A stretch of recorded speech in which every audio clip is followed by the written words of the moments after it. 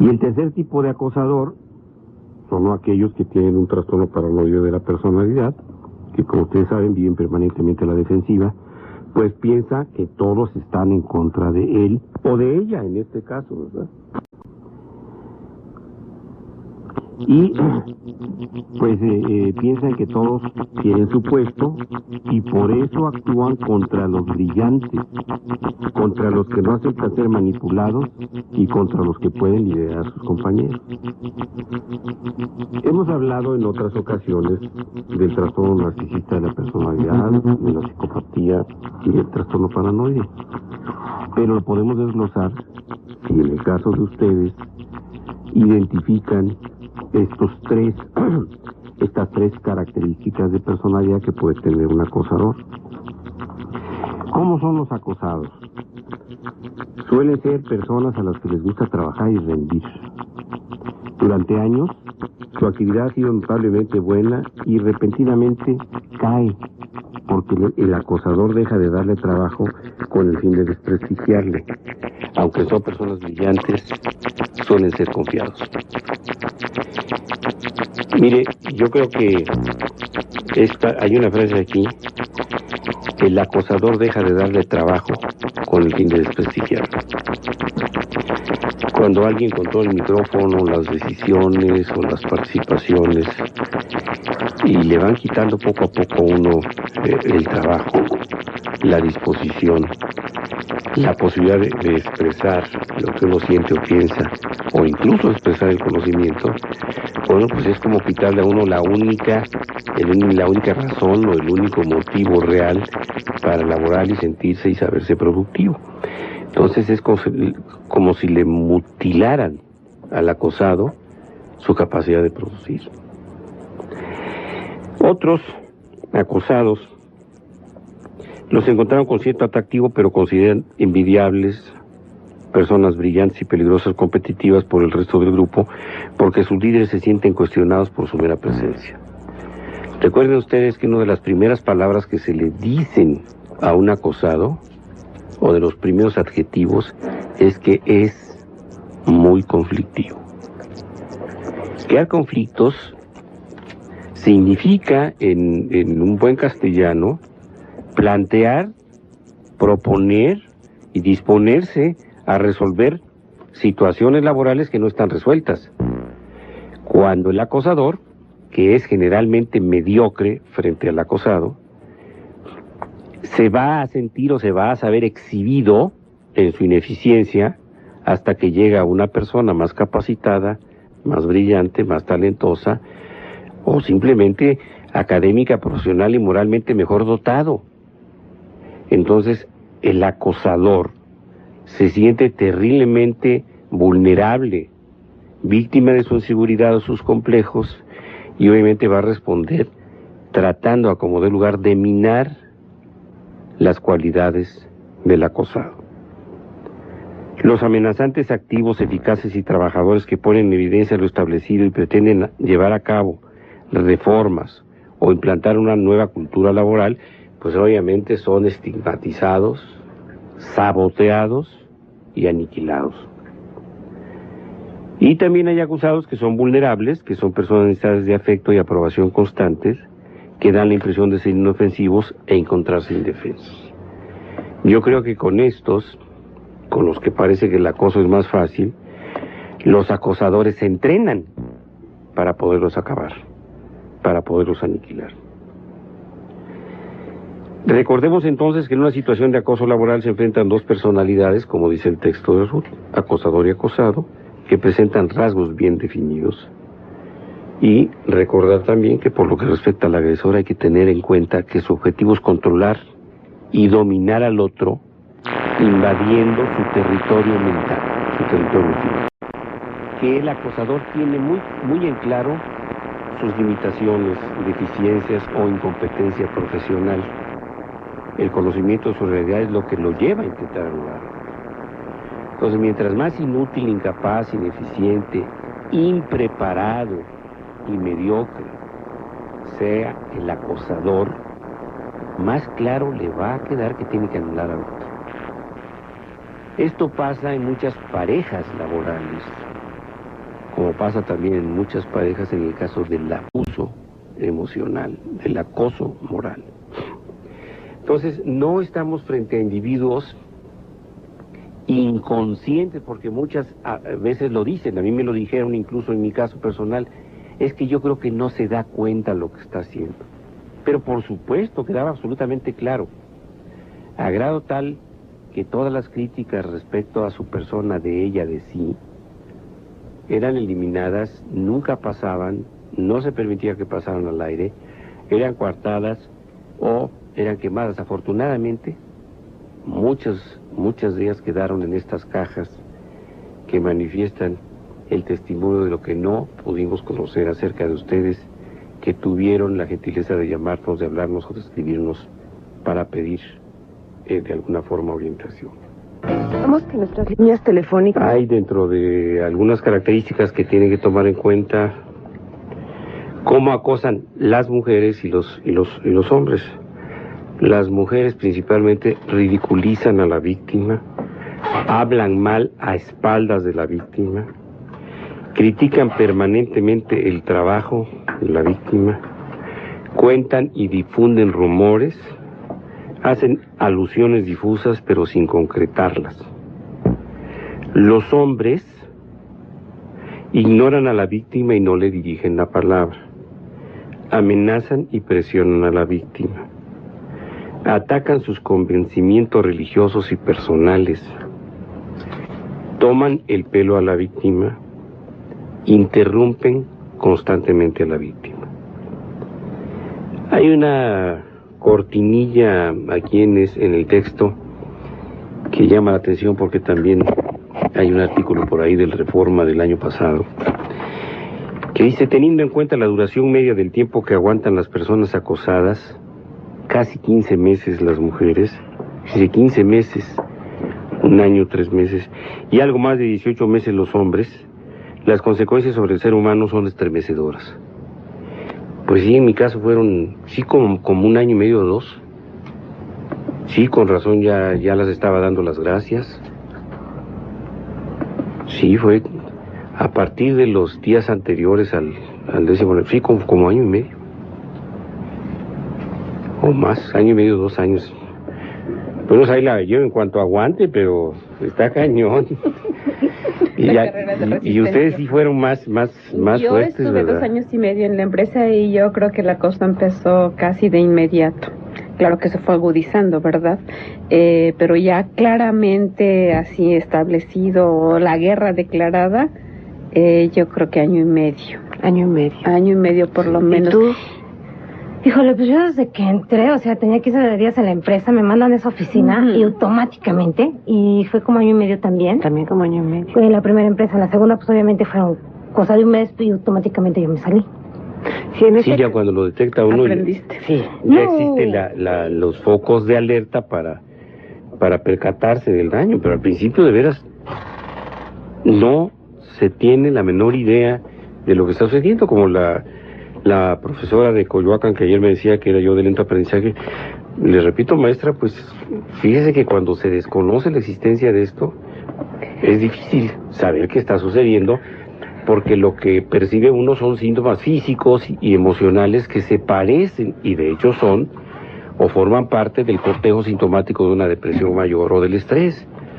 Y como hay suficientes elementos en la vida de todos los seres humanos adultos o en etapa productiva para vivir cuando menos en condiciones de estrés, aunque no sea de estrés, bueno, pues difícilmente se lo atribuyo a uno al trabajo. Pero además yo creo que otra cosa importante, doctor, usted mencionó como 3 tipos de acosadores o 3 elementos que contienen, creo que hay acosadores que lo tienen los 3, ¿no? El narcisismo, la paranoia y no me acuerdo cuál fue el otro. Y el psicópata, que bueno, que es una combinación ahí, pues sádica con el narciso, ¿verdad? Que entonces esto hace difícil de identificar a los acosadores. Usualmente, o por lo menos mi experiencia fue, que había un lazo afectivo. O sea, que la relación, es más fácil ser acosado cuando hay una relación de afecto, que puede ser, en mi caso fue anterior a trabajar con esta mujer, ya eran amigas antes. Sí, así es. Y en otros casos es que puede darse de inicio una relación de empatía, o como son los sociópatas, sabemos que son típicamente carismáticos, y luego narcisos, pues entonces hay una combinación padre, ¿verdad? Y entonces es muy difícil identificar porque son gente usualmente muy seductora. Uh-huh. Yo diría que aquí las señales, y que desgraciadamente yo las vi, pero no las interpreté adecuadamente. Las interpreté adecuadamente en una parte. Las señales que habría que observar es si vemos que esta persona es usualmente casi tan cálida con todos los demás como lo es con uno, ojo. No es posible tener una capacidad en términos reales de ser tan simpático. Quiere decir que la persona está actuando. ¿Sí?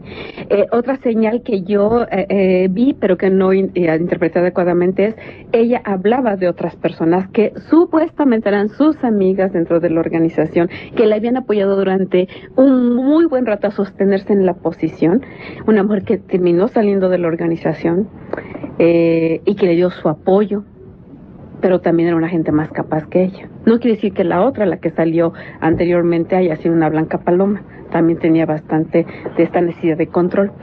Pero cuando yo empecé a ver, por ejemplo, que ella hablaba de esta otra mujer que le había dado un apoyo prácticamente incondicional durante 1.5 o 2 años antes de que yo entrara, dije, Marcela, ojo, ¿quién te crees tú que eres como para que no te lo haga a ti? Sin embargo, también hay otra cosa que es importante que el acosado tenga claro. Hay algo en la parte de ingenuidad, cuando usted leyó las características del acosado, de ingenuidad de uno. Hay una de dos, o a mí no me va a pasar, que eso no sé si es narcisismo o pendejez. Ya un amigo mío me regañó por decir malas palabras en el radio, pero bueno. Bueno, pues es que ahí no hay más que una forma coloquial de decir algunas cosas. Y el lenguaje es para comunicar. Uh-huh. Y al buen entendedor, pocas palabras, y algunas de esas se reducen con una interjección. Igual, no se puede decir de otra manera más explícita o específica o clara. Pero bueno, con esta ingenuidad, realmente el acosado, o en mi caso yo en particular, esperaba que no, a mí no me lo iba a hacer, que el lazo de afecto era suficientemente fuerte, que no podría ser que hubiera personas tan malas si yo estaba actuando de buena fe con respecto a ella para apoyarla, para cumplir con mi trabajo, para cumplir con la institución. Entonces yo mantuve, o sea, como que creo que buena parte de lo que me retuvo ahí, al principio fue decir, no puede ser, como esta idea de que si yo soy suficientemente buena, que es un poco como con los papás, y yo reconozco que ahí hubo un poco o un mucho tal vez de transferencia, que si ella lo escucha se va a sentir seguramente muy halagada, ¿verdad? Pero sí como esperando el afecto de la otra persona, ¿sí? Entonces yo creo que, ojo, las personas que estamos sujetas a ser acosados, tener muy atentas, muy levantaditas las antenas respecto a esta expectativa de que el acosador cambie. No va a cambiar. El narciso no es capaz de verse a sí mismo en términos reales. O sea, la imagen interna que tiene de sí mismo es tan desagradable, pero también en realidad tan desagradable que no es capaz de verla. Sí, evidentemente, la sustitución con un perizoma, con una máscara, que de ahí viene la palabra personalidad. Recordemos que perisomas son las máscaras del teatro griego, de la tragedia y de la comedia, y que precisamente personalidad viene de la máscara con la que cubrimos la naturaleza de nuestro carácter y temperamento. Entonces, cuidado, Vamos a un corte porque ya me están acosando ahí desde la cabina. ¿Sí? Marcela, tú comentabas ahorita acerca de las cosas que el acosador detecta para manejarte. ¿Qué detalles son estos? Bueno, detecta varias cosas. Una de ellas detecta el nivel de responsabilidad y el grado de super yo que tiene desarrollado el acosado o el sujeto a acoso. Ruth mencionaba también en el corte que usualmente el acosado somos personas con valores muy claros y dispuestos a defenderlos, y que además pues yo diría que no sé si en mi caso fue un poco de soberbia, yo los presumo. O sea, porque los tengo trabajados, los tengo conscientes, no es de que tengo claro cuáles son mis valores. Y el trabajo para mí es un valor importante, yo creo que el trabajo te hace. Entonces, las personas, los acosadores usualmente identifican, porque gentes con valores claramente definidos, van a ser fáciles presas de sentir culpa. Entonces, el acosador identifica el círculo vicioso de culpa, vergüenza, y entonces te acoso nuevamente. ¿Qué hace el acosador? Hace cosas para que el acosado sienta que no está haciendo las cosas suficientemente bien o de acuerdo a sus estándares, o no sé si tu experiencia fue diferente, Ruth. Entonces, cuando hay, por ejemplo, a mí me quitaban información y luego me pedían que diera resultados con un cliente. Entonces yo decía, ay, pero qué barbaridad, ¿cómo soy tan tonta que no vi esto, que no hice esto, que no le pregunté al cliente, o que no repasé las notas de aquella junta, o que quién sabe qué cosa, ¿no? O sea, yo tenía que estar en miles de lugares según mi fantasía, ¿verdad? Entonces, eso, por ser tan responsable, me hace sentir culpa. Después de la culpa, venía la vergüenza, porque yo decía, no, pero ¿cómo es posible? O sea, no me di cuenta, etcétera. Y entonces eso pone el terreno fértil para el acosador. Entonces, el acosador, yo diría que es un buen psicólogo, desgraciadamente utilizado en términos negativos.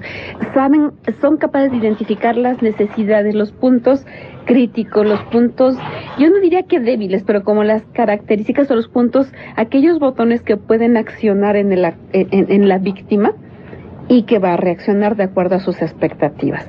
El otro es esta parte del lazo afectivo, que yo decía que puede ser que ya estuviese establecido con anterioridad o que se establece en la relación. Ruth comentaba, ella sabrá hasta dónde quiere compartirlo en el micrófono, que con el gerente de su área había también un lazo afectivo. Entonces los acosadores utilizan también esto, porque saben que somos personas sensibles, que estamos esperando ser incluidos, ser reconocidos, ser apreciados, como yo creo cualquier otro ser humano, aunque tal vez nosotros lo tenemos como más a flor de piel. O sea, tú dirías que están manipulando tus emociones. Sí, y una de ellas, que bueno que me ayudas con puntualizar esto, es la ira. La ira, sí, el punto crítico. Y como yo haciendo revisión, quisiera también aclarar algo para ser justa. Yo ayer mencioné al aire que el mismo día que yo vine al programa en la tarde, me estaba esperando el de Recursos Humanos para que yo firmara mi renuncia. Acudí al jefe de mi jefe y permanecí otros meses más en la organización haciendo un diagnóstico organizacional. Para mí me queda con un gran compromiso con esta persona. No puedo decir su nombre, y no por no reconocerlo a él, sino porque pondría en evidencia la institución, y no tengo derecho a hacerlo ni quiero hacerlo.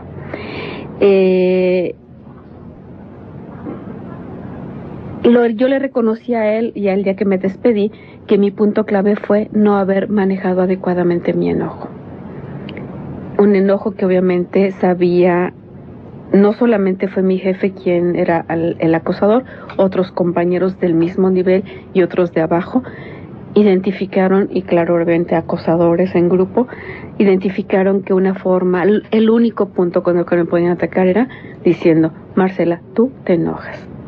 El día que yo regresé del programa, mi jefe me dijo, Marcela, yo creo que tú mereces una organización mejor que esta. Tú quieres que estemos en 10 cuando estamos en 3. Y cuando la gente no te responde, tú te enojas. Entonces el punto clave era, tú te enojas. Esa era la razón por la cual me despidieron. Y en mi caso personal fue el motivo más constante de críticas, de comentarios.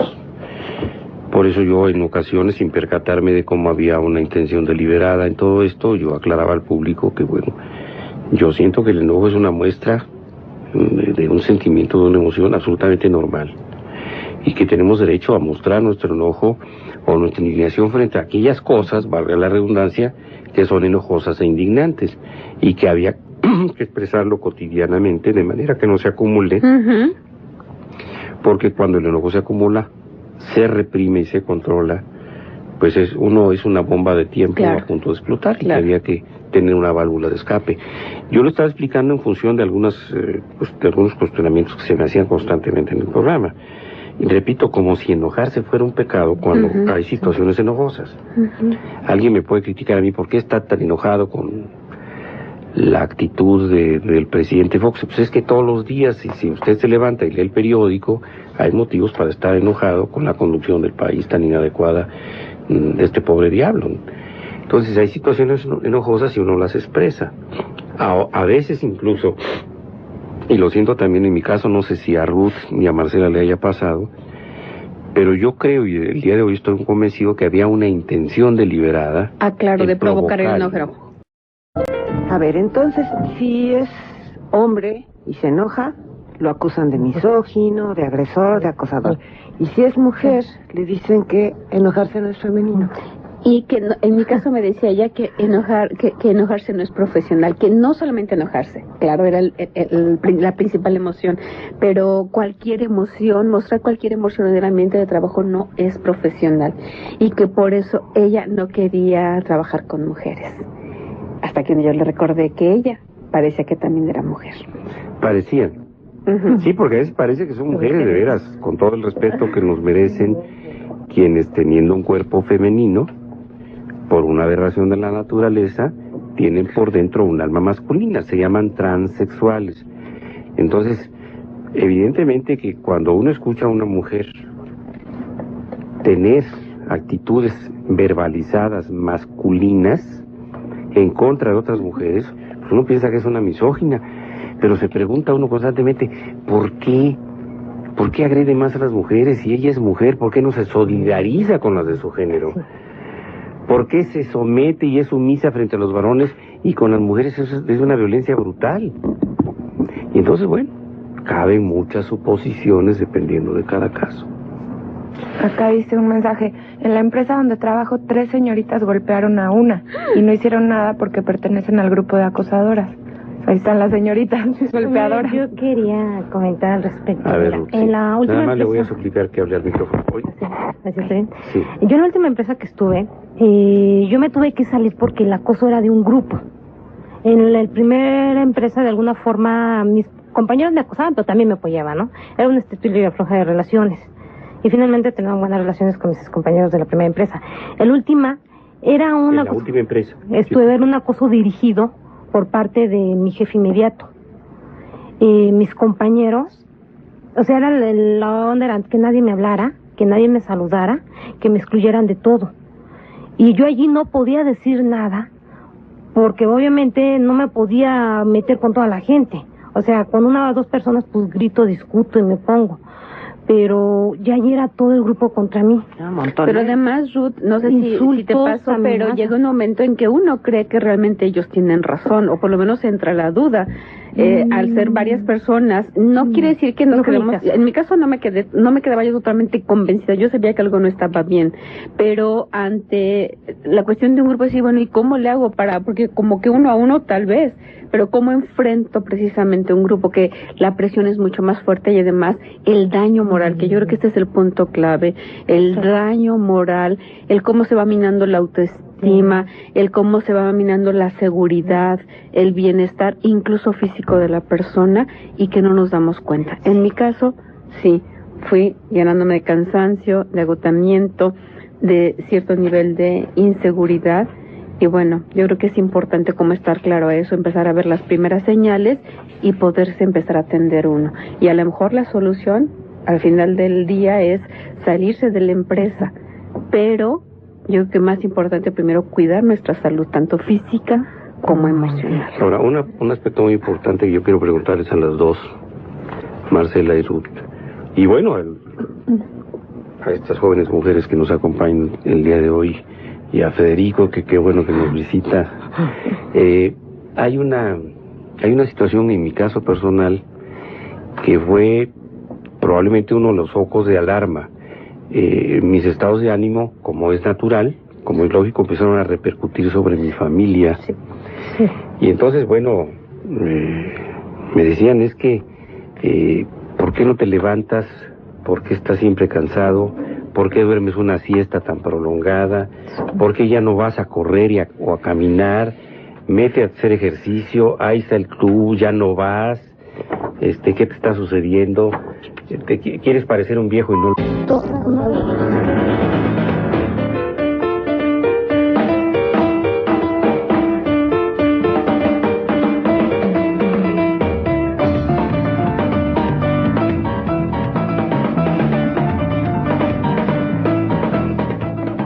Marcela, Ruth mencionó algo importante ahorita, una tristeza profunda.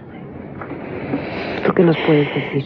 Sí, bueno, lo que yo podría decir es que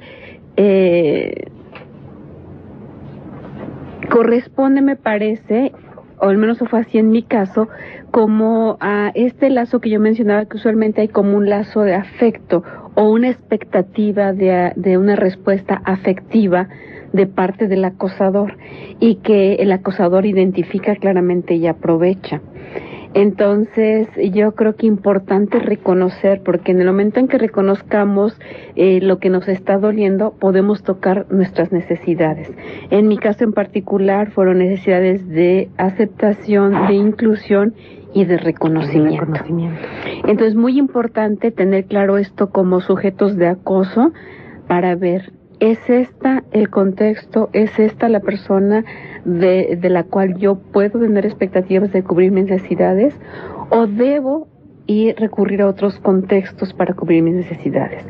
Este es un gran aprendizaje para mí, es algo que yo conocía de mí, pero que en esta organización lo tuve presente todo el tiempo, y que agradezco el crecimiento personal que me fomentó, porque gracias a eso, o sea, siempre yo diría que hay una frase por ahí que dicen que el momento más oscuro en la noche es justamente antes de amanecer. O sea, que cualquier situación, por negra que la veamos, siempre va a tener algo bueno. Para mí, una parte muy buena de aprendizaje fue tocar mis necesidades. Y hoy estoy totalmente decidida y ocupada en equilibrar mi vida y en cubrir esas necesidades. Entonces, pero regresando a la tristeza con respecto a Ruth, comentábamos, como decía ella, es que yo no me siento culpable, pero entonces ¿a qué corresponde esta tristeza y ganas de llorar? Como darnos cuenta que a nivel racional tal vez no necesariamente nos sentimos culpables, pero emocionalmente, ¿cómo nos sentimos?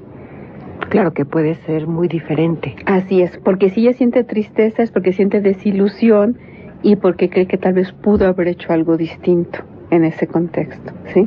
Y yo creo que esto es importante, como recuperar, reforzar nuestra autoestima. Claro. Las dos han mencionado estar agradecidas con alguien, tú en tu caso con tu hermana y con tú Guillermo Ramírez. Con Guillermo. El acosado no se da cuenta, sin embargo, los demás pueden estarse dando cuenta. Como tú decías, los familiares de una persona que está padeciendo esto pueden ser los primeros en darse cuenta. ¿Qué pueden ellos hacer? Bueno, creo que primero, como acudir a información o estar abiertos a información que se plantea en el ambiente, como este tipo de programas, de un proceso que, como mencionaba el doctor, un proceso que no es que como proceso sea nuevo, existe a lo mejor desde siempre, pero que por una parte se ha ido incrementando a partir del nivel de competitividad y desempleo que existe a nivel mundial y que más nos pega en México, ¿verdad? Que entonces esto hace como más fácil, da más libertad a los puestos, a las personas directivas o a los acosadores, que no siempre son los directivos, como la persona tiene miedo de perder su empleo, pues entonces como más fácilmente, ¿no? Entonces, bueno, primero tener información, entender qué es lo que está sucediendo. Y la otra, yo diría, es como que estar muy abiertos a hacer comparación de, bueno, este comportamiento es el usual en Ruth, es el usual en Marcela, es el usual en la persona que está siendo acosada, o no. Entonces, estar perceptivo a estos cambios. Y lo otro, dar mucho apoyo, escuchar, pero sobre todo escuchar sin juzgar. Claro que es una práctica que pocos hacen. Sí, muy difícil, que yo, como mencioné, la aprecio en mi hermana y en José Luis como amigo que me acompañó, y claro, no son los únicos, otros amigos también me acompañaron, pero ellos fueron como los más aguantadores, digamos, ¿no? Escuchar sin juzgar, porque realmente lo que está sufriendo principal daño es la autoestima de la persona acosada y necesita recuperarla. Y luego lo otro, ayudar como se ayudaría a personas que son víctimas de acoso en cualquier circunstancia, ya sea familiar, escolar o en este caso acoso laboral, es ayudarles, porque ¿a dónde termina la persona acosada? En depresión. Entonces deja de hacer cosas que disfruta, se descuida físicamente, se descuida emocionalmente. Entonces algo que puede hacer la familia es obligar cariñosamente a la persona a regresar a sus actividades, a fomentar ejercicio, sobre todo ejercicio aeróbico. Si se le puede acompañar, a mi hijo José Luis me acompañó infinidad de fines de semana a caminar, y que eso a mí me servía muchísimo. Yo me sentía mucho mejor después de regresar de caminar un par de horas, mucho más relajada y más clara. Si se puede, es invitar o a veces casi forzar a la persona a que busque ayuda psicológica. Tal vez ayudarle a que se dé cuenta de lo que está pasando. Ayudarle a que se dé cuenta, a hacer buenas preguntas. Nuevamente, no es una tarea fácil, por eso los terapeutas reciben tanto entrenamiento, porque aprender a guardar silencio, a escuchar empática y cariñosamente, a ayudar al otro a ver lo que le está pasando sin herirlo, sino bien apoyándolo, conteniéndolo, pues no es un trabajo fácil. Yo quería comentar algo. Mira, un problema del hostigamiento básicamente lo hemos detectado es que la gente no sabe. O sea, de alguna manera no es un tema conocido y no se sabe que está siendo acosado. Yo lo entendí después de 2 años que había sido acosada. Obviamente nunca puedo decir, yo decía, bueno, algo me hicieron, pero no lo sabía explicar. Entonces de repente es que tú no sabes qué pasa y no puedes pedir tampoco la ayuda. Y sí, se hace mucha falta el apoyo de la familia y generalmente de toda la gente que te acompaña. Porque en mi caso personal, obviamente yo ya de haber vivido 2 situaciones, que empecé a presentar una inseguridad que me dejó mi hermana. Es la primera vez que yo te veo muy insegura, no encuentro trabajo, pero es que te veo muy insegura. Y yo no sabía expresar, oye, es que me duele, ¿no? O sea, no entiendo por qué me pasa esto. O sea, realmente yo empecé una búsqueda de saber qué es lo que estaba pasando. Entonces, realmente ver si yo tenía la culpa. Fue una necesidad, entonces, sí, ya de saber, a lo mejor la que está mal soy yo. Por primera vez dije, a lo mejor la que está mal soy yo, porque no es posible que 2 ocasiones viva lo mismo. Claro, es exactamente la misma inseguridad. La que ella me creó. Entonces, obviamente, cuando empiezo a investigar el tema, que lo descubro, lo que empiezo es a llorar. Me duele descubrir todo lo que dice allí. ¿Por qué? Porque por primera vez tengo... Y le sigue doliendo, pero llore y exprésese como bueno, si quiere llorar, llore, no va a pasar nada. Por primera vez voy entendiendo lo que pasa en mí. O sea, entiendo por qué estoy viviendo, ¿no? Y obviamente sí tengo que buscar un canal, de hecho, de psicoterapia. Yo lo sé, ya estoy viendo ahorita una psicóloga. Y que tengo que encontrar ese camino. Sí fue muy difícil, ¿no? O sea, cuando el descubrir todo este tema me dolió, pero también me alivió por una parte entender, ¿no? Encontrar un camino, ¿no? Me duele porque sí me ha afectado en mi vida, obviamente. Y me afecta, no nada más te afecta en la vida emocional, te afecta en la vida laboral, en tu vida económica, en tu vida social y en tus perspectivas como persona. Porque finalmente, para mí el trabajo es una fuente de creación, el poder ser, el poder crear cosas, ¿no? ¿Y qué pasa, no? Pues esas fuentes de creación se cortan, se ven cortadas, pero no por incapacidad, no por incompetencia.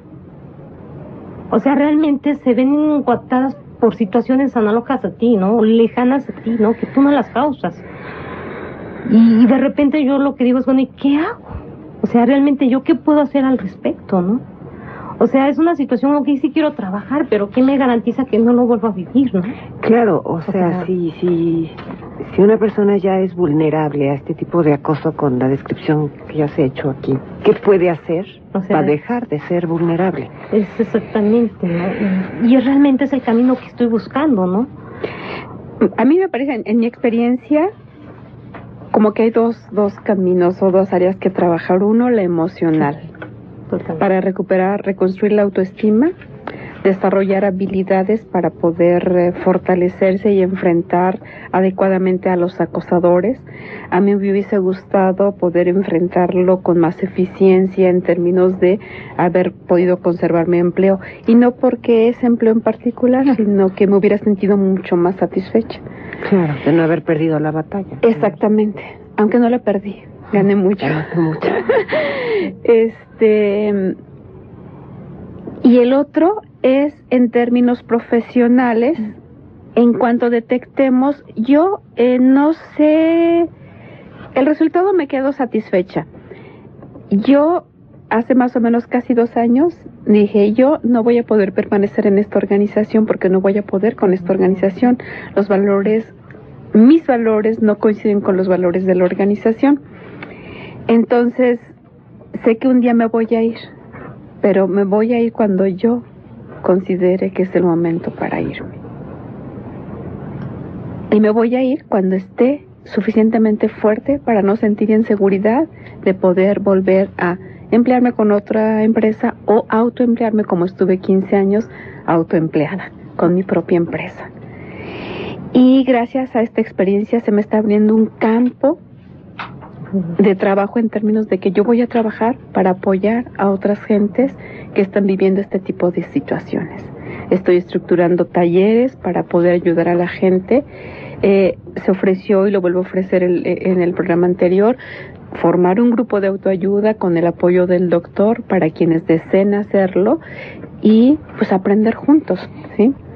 Entonces, yo creo que con el apoyo del doctor, no, el doctor va a ir a participar. Yo tengo que ir a hablar de mi caso personal. Si apenas estoy empezando a Radio Fórmula, en toda la provincia mexicana. Obviamente establecer vínculos con las personas, porque muchas veces la persona no sabe cómo pedir ayuda, ¿no? Electrónica. Yo creo que puede ser el punto de partida para la comunicación entre muchos. Así es.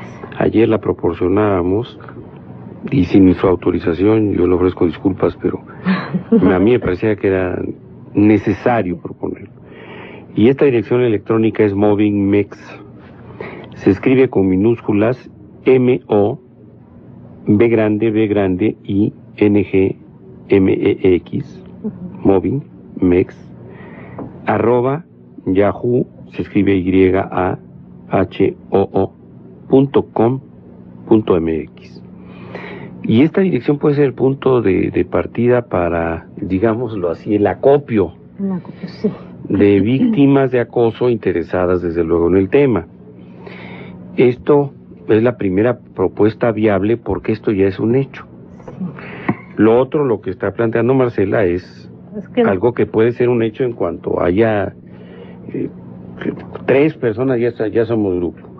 Y yo me comprometí con Marcela hace unos meses a facilitar el espacio del consultorio que todo es un lugar amplio, aunque quizá los grupos en un principio no vayan a ser numerosos, de manera tal que yo desde luego estoy muy interesado en colaborar porque